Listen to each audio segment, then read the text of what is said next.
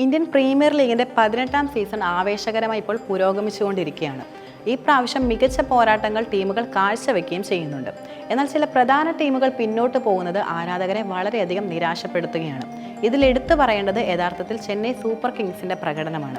5 പ്രാവശ്യം ചാമ്പ്യന്മാരായ CSK ഈ ടീമിൽ മോശം പ്രകടനമാണ് കാഴ്ചവെക്കുന്നത്. വലിയ ആരാധക പിന്തുണയുള്ള CSKയ്ക്ക് ഒരു മത്സരത്തിൽ പോലും ആരാധകരുടെ പ്രതീക്ഷയ്ക്കൊത്ത് ഉയരാൻ കഴിഞ്ഞിട്ടില്ല എന്നതാണ് നിലനിൽക്കുന്ന യാഥാർത്ഥ്യം.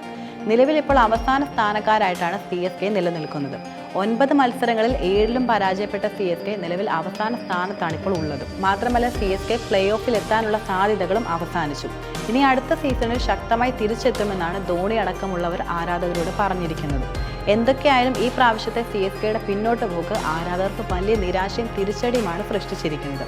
അതിനാൽ അടുത്ത സീസണിൽ വലിയ അഴിച്ചുപണിയിലേക്ക് CSK കടക്കുമെന്ന കാര്യത്തിൽ ഒരു സംശയവുമില്ല. MS ധോണി അടക്കം ഈ സീസണോടെ വിരമിക്കുവാനുള്ള സാധ്യതയുമുണ്ട്.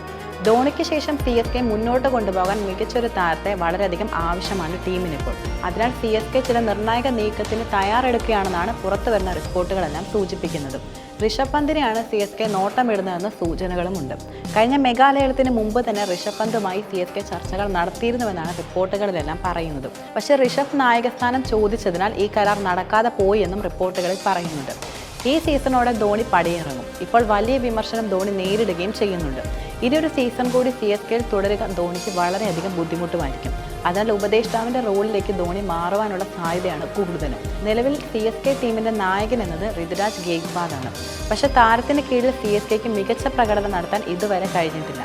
CSK പഴയ മികവിലേക്ക് കൊണ്ടുവരാൻ ഋതുരാജിന് സാധിക്കില്ലെന്ന കാര്യവും ഉറപ്പാണ്. അതിനാൽ മികച്ചൊരു താരത്തെ നായകസ്ഥാനത്തേക്ക് കൊണ്ടുവരാൻ CSKയ്ക്ക് കഴിയണം.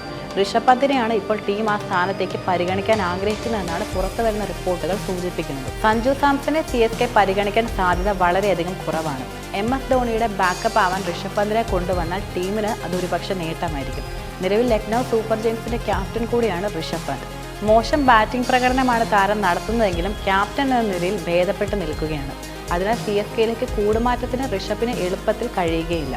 ചെന്നൈ സൂപ്പർ കിങ്സിൽ വലിയ അഴിച്ചുപണി ഉണ്ടാവുമെന്ന കാര്യത്തിനും ഒരു സംശയവുമില്ല. നിലവിൽ CSK ടീമിലെ മിക്ക താരങ്ങളും ടെസ്റ്റ് നിലവാരത്തിൽ കളിക്കുന്നവർ കൂടിയാണ്. മികച്ച യുവതാരങ്ങളെ ടീമിലേക്ക് കൊണ്ടുവരാത്ത പക്ഷം CSK മെച്ചപ്പെടില്ല എന്നതും ഒരു യാഥാർത്ഥ്യമാണ്. സീനിയർ താരങ്ങളെ ഉപയോഗിച്ച് അത്ഭുതം സൃഷ്ടിക്കുമെന്ന പഴകിയ തന്ത്രം ഇപ്പോഴും CSK പിന്തുടർന്നുകൊണ്ടിരിക്കുകയാണ്.